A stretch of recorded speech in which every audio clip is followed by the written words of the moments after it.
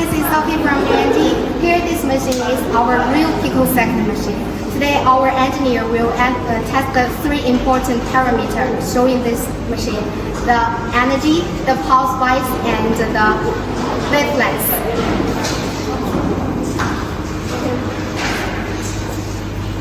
Our engineer is adjusting the parameters here. You can see the maximum energy of the 1064 nanometer wavelength is 350 millijoule, and here the Hertz is 1. Click ready and put the foot pedal.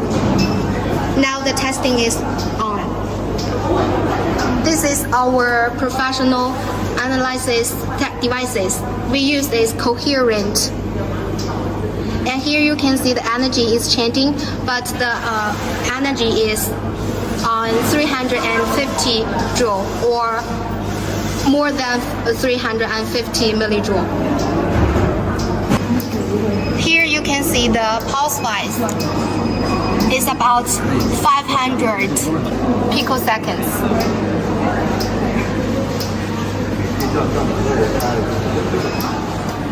And this is the test for the wavelength. You can see the wavelength is 1064 nanometer. And here you can see the green line. The green line shows that the output energy of this real picosecond machine is very stable. Press the ready and also the foot pedal. This is the energy analyzer.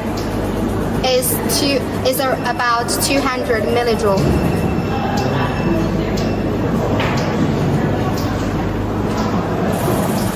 And also this is the testing for the stability of the 532 nanometers.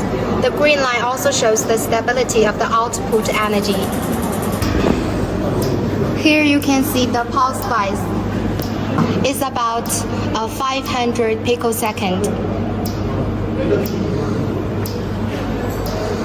And this is the 532 nanometers wavelength.